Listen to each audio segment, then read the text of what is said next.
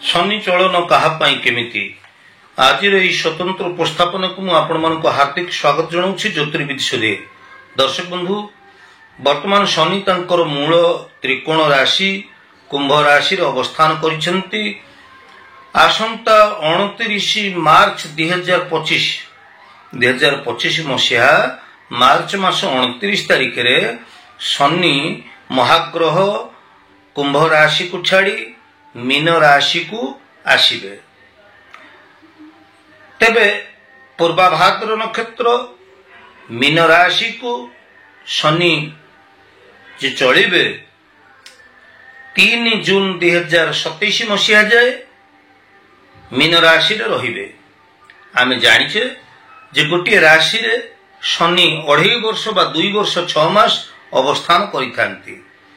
तेबे एई 2.5 वर्ष पाई शनिकर 7.5 प्रभाव किछि राशि ऊपर रहउतिला बेले शनि सप्ताह प्रभाव किछि राशि ऊपर रहउतिला बेले किछि राशि मध्य शनि 7.5 बा शनि सप्ताह प्रभाव हटि जीवो एवं आउ किछि राशि की शुभ फल शनि प्रदान करिवे।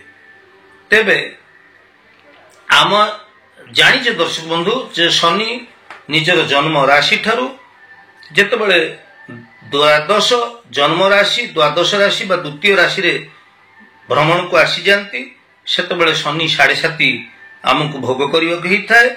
सेमती निज राशि ठारू जदि शनि सप्तम अष्टम और नवम स्थान रे रहंती ताले शनि सप्ताह भोग करिवक पड़ी थाए। तेणु एही परिप्रेक्षी रे जेतेबेले आमे कर्कट राशि व्यक्ति मानकर कथा विचार को नउछे सेतेबेले नवम भाव को आपणकर शनि आसी जिवे।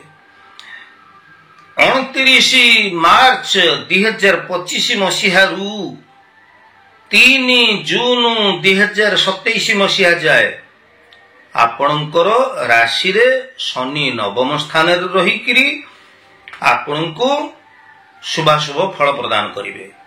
तेबे आमे जानिछे दर्शक बंधु जे शनि नवम भाव रे प्रायतः शुभ फल प्रदान करंती नाही।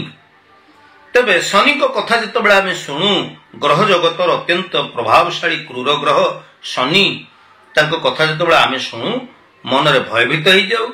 किंतु एठी मन रखिबा दरकार जे शनि होचंती न्यायर देवता धर्म मोर देवता जे कि न्याय प्रदानकारी ग्रह।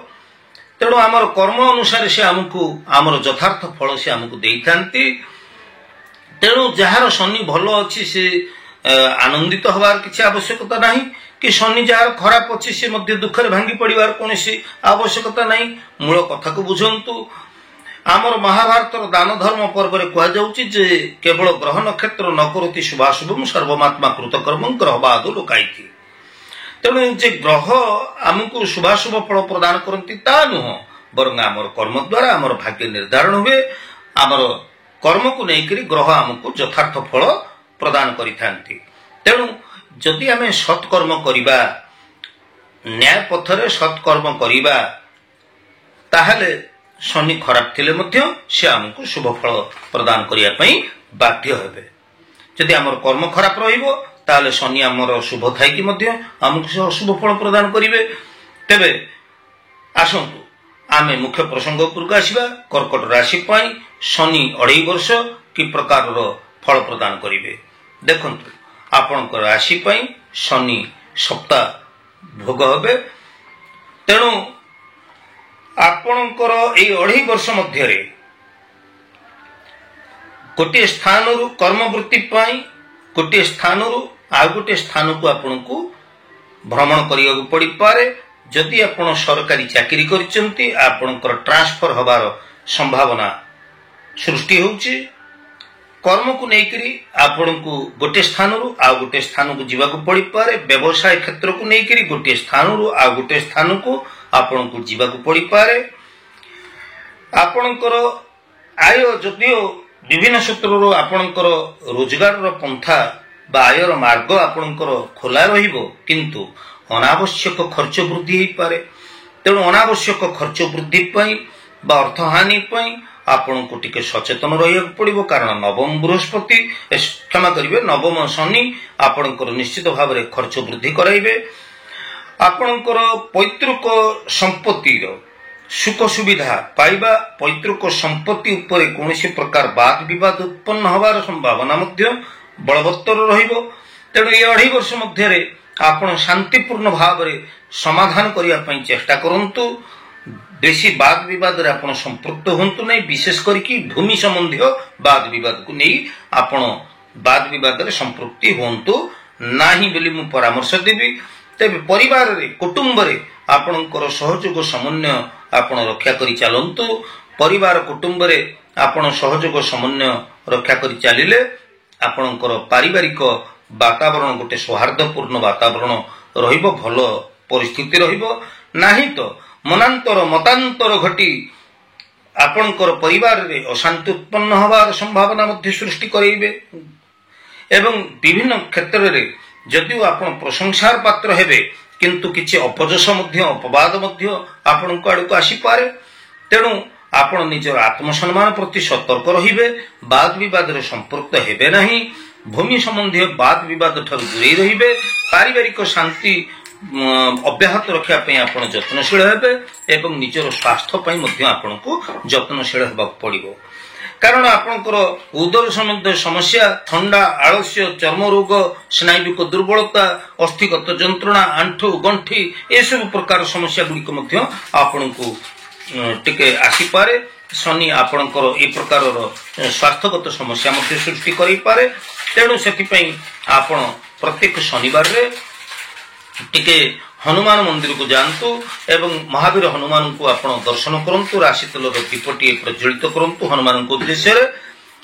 ହନୁମାନଙ୍କର ଶରଣାପନ୍ନ ହେଲେ ନିଶ୍ଚିତ ଭାବରେ ଆପଣଙ୍କର ଏ ଯେ ଶନି ସପ୍ତାହର ପ୍ରଭାବରୁ ଆପଣ ମୁକ୍ତ ହୋଇପାରିବେ ଏବଂ ଆପଣଙ୍କର ଯେଉଁ ମହତ୍ ଆକାଂକ୍ଷା ରହିଛି, ଯାହା କିଛି ଉଚ୍ଚ ଅଭିଳାଷ ରହିଛି, ନିଶ୍ଚିତ ଭାବରେ ଶନି ଆପଣଙ୍କୁ ଆପଣଙ୍କର ଉଦ୍ଦେଶ୍ୟକୁ ପୂରଣ କରିବେ ଏବଂ ଆପଣଙ୍କର ମହତ୍ ଆକାଂକ୍ଷା ପୂରଣ ହୋଇପାରିବ। ଆପଣ ପ୍ରତ୍ୟେକ କ୍ଷେତ୍ରରେ ସଫଳତା ଅର୍ଜନ କରିପାରିବେ। ତେବେ ଶନିକୁ ଶାନ୍ତି କରିବା ପାଇଁ ଆପଣ ହନୁମାନଙ୍କର ଶରଣାପନ୍ନ ହେବା ସହିତ ଖାଦ୍ୟରେ ଶନିବାର ଠାରୁ ଆପଣ ଖାଦ୍ୟରେ 5ଟି ଲେଖା ଗୋଲମରିଚ ସାମିଲ କରନ୍ତୁ। ପ୍ରତ୍ୟେକ ଶନିବାରରେ ଆପଣ 5ଟି ଗୋଲମରିଚ ନିୟମିତ ଭାବରେ ପ୍ରତ୍ୟେକ ଶନିବାରରେ ଆପଣ ସେବନ କରନ୍ତୁ। 2.5 ବର୍ଷ ପର୍ଯ୍ୟନ୍ତ ସ୍ୱାସ୍ଥ୍ୟ ମାନସିକ ଅବସ୍ଥା ଆପଣଙ୍କର ଭଲ ରହିବ ଏବଂ ଶନି ଆପଣଙ୍କର ଅନୁକୂଳ ଅବସ୍ଥାରେ ରହିବ। କିନ୍ତୁ ସର୍ତ୍ତ ଏଠି ଯେ ଆପଣଙ୍କର କର୍ମ, ସତ୍କର୍ମ ଏବଂ ନିଷ୍ଠାପର କର୍ମ, ଆପଣଙ୍କର ସଦାଚାର ପାଳନ, ଯାହା ଆପଣଙ୍କ ପାଇଁ ଶନି ଶୁଭ ଫଳ ପ୍ରଦାୟକ ହେବେ। ଅଶୁଭରେ ଶନି ଆପଣଙ୍କର ଫଳ ପ୍ରଦାନ କରୁଥିଲେ ମଧ୍ୟ ସେ ଶୁଭ ଫଳ ଦେବା ପାଇଁ ଆପଣଙ୍କୁ ବାଧ୍ୟ ହେବେ। ତେବେ ଆଜିର ଏହି ଉପସ୍ଥାପନାଟି ଆପଣଙ୍କୁ କେମିତି ଲାଗିଲା ଦର୍ଶକ ବନ୍ଧୁ?